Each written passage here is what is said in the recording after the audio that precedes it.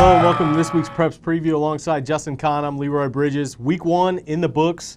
An exciting week of football. There's some big-time games out there. I know this week, pretty good slate too, but before we move ahead to next week, what's something that caught your attention from Week 1? Well, obviously there were a lot of games that weren't real close. Yeah. There were a few close ones. Sure. One of those games that wasn't real close was Maroa's 49-7 win over Clinton. But I thought there were some things in that game that sort of stood out to me. One being that Gary Scott had a great opening game for Maroa. I think that they had hoped that they would get a lot out of him, and there was sort of some question marks there because he hadn't really succeeded immensely at Eisenhower, and so a 100-yard game, his first game. I think he had a 40-yard touchdown run. Then West Beach is a guy who we didn't talk about a lot in the preseason, but is a guy who, from what I've heard and from what I've seen, is a pretty impressive athlete. He's a big guy. Gary Scott told me he's the fastest guy on the team. Yeah, he's quick. I saw him run some track. So I mean, here's a guy, and he caught a long touchdown pass. And the one thing that really stood out to me was I remember last year they beat Clinton in a similar fashion in that game, first game of the year. And Coach Josh Jostes wasn't real happy. His quotes were, "We were sloppy, we were terrible," and you kind of think, oh, that's just coach speak. And then they went on and weren't real sharp in the early season. After this game, he felt things were crisp. He liked what he saw out of the team. His quotes, he said that in his quotes at least. And I think that after last year, you almost have to maybe believe him on this. Maybe he really does like what he sees early, and maybe Maroa is clicking early and on their way to a big season. It's just a classic reloading deal there with Coach Joseph. Something that I found interesting, Argenta Orienta maybe turning the tide a little bit, finally getting some luck on their side, and obviously you have to be good to win games, but they were only a game short of the playoffs last year, had lost starting quarterback Derek Hodges. Dylan Wicker throws a game-winning touchdown pass. He's the running back, had 200 yards rushing on the day, and it's just kind of a feel-good win over Sullivan Ocall Valley, a team that people are going to be like, oh, it's Sullivan, but they have more than 70 kids out for that team. I think Coach Charlie Brown is really excited about where that program's headed. So watch out for both teams maybe being a little bit better than people thought, and if Argenta starts to get a couple bounces, watch out. Coach Sean Sanchez is a pretty good guy out there and knows what he's doing. They could get things rolling. Exactly, and I mean, Wicker, 200 yards rushing in that game as well, a guy who came off of injury from last year. You hoped he would break out, and so far he's looked real good. Exactly. Something we started last week, we're going to keep going with this week is Leroy and I's top 5. I'll go ahead and start with my 5. Number 5 moving into my poll this week is Pana. Uh-oh, debut.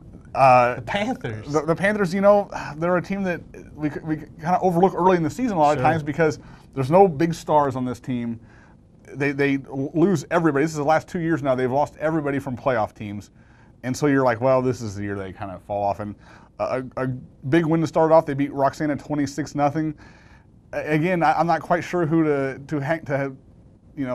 give the helmet sticker to, but Brent Amling and Philip Arnold both have good games for this team. It's kind of they're really a spread the wealth type team.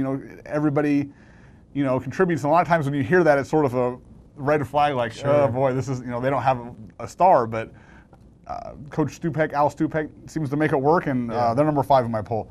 4 is Mount Zion. They lost to Muhammad Seymour. They were number 2 in my poll last week. I still like them. They've got off to, even though they've won their games the last couple of years early in the season, they haven't played real well.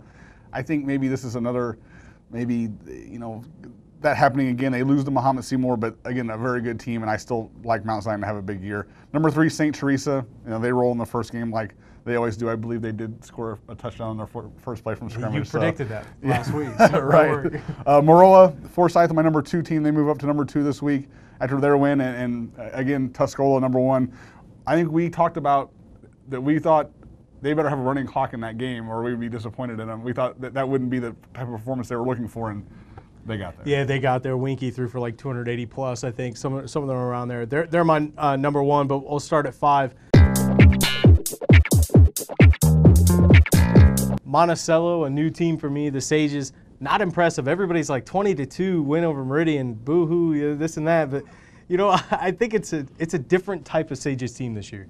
And Coach Welter was the first person to say it. I think we have to maybe start getting used to low-scoring games for them. Their defense is what they're going to win by. Now they may drop out of my poll next week. They travel to Maroa this week, who I've got at number 2. I'm kind of skipping around here, but they'll get a good test. I think defensively they'll get a good test against the Trojans, and maybe that offense will start to come around as the season goes. Number 4, Mount Zion. They fall a couple spots with their opening week loss. St. T, number 3. You're jumping on board with Maroa now. All of a sudden, I think you had those flipped last week. No, I didn't. I did not have those flipped last week. You're the one that's flipping. You're right. I did bump Maroa up to 2 ahead of St. T, but we'll see if we're on the same page next week. I know some big games kind of deciding things with Monticello, Maroa. Kind of get a good feel for both those teams, and St. T at Tuscola, which leads me to my next point. What game or what's coming up this week that you're looking forward to? A game that I think is interesting is Sangamon Valley, who won impressively, at least in the second half, in their game to start the season against Nokomis. Will now travel to Petersburg to play Porta. Porta's a team that I think lost 1 game in the regular season last year, ended up losing in the second round, I believe, to Central A&M. They're a team that's been to the playoffs 7 of 8 years. They're not necessarily an elite program. I know that they didn't play well in their first week, in their first game. They're 0-1 right now. But, Sangamon Valley is going to be a serious playoff contender. This is a game they have to go and win, and it's not going to be easy. And I think that we're going to find out a lot about the Sangamon Valley team this week, so I'm really looking forward to Sangamon Valley at Porta. Yeah, definitely Eric Biltman, the transfer in there for the Storm at quarterback. Just more time there. He didn't start the game last week at quarterback. He's going to get more reps, and I would imagine he'll be starting under center for them, and it'll be good, like you said, a good test for that backfield. I'm looking for the huge showdown in Tuscola this week. Yeah, St. Teresa at Tuscola. Tuscola, the number 1 team in Class A. St. Teresa, I think number 3 in Class 3A. Right. This is everything you want in high school football.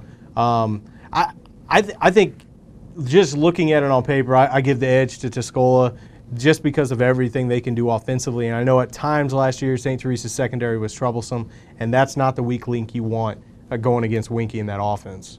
That was the hardest hitting game I saw all last year, so it should be a beauty. Yeah, buckle up for that one, I guess. Yeah. We're still doing the Preps Pick'em. Make sure you go out there and check that out. New prizes this year, as we talked about last year. I think Buffalo Wild Wings on the tap for an overall winner. Right. Papa Murphy's Pizza, some Pepsi. Also doing all the blogs are up, Game Central, so make sure you get on there and get active. We'll look forward to seeing you out there this Friday.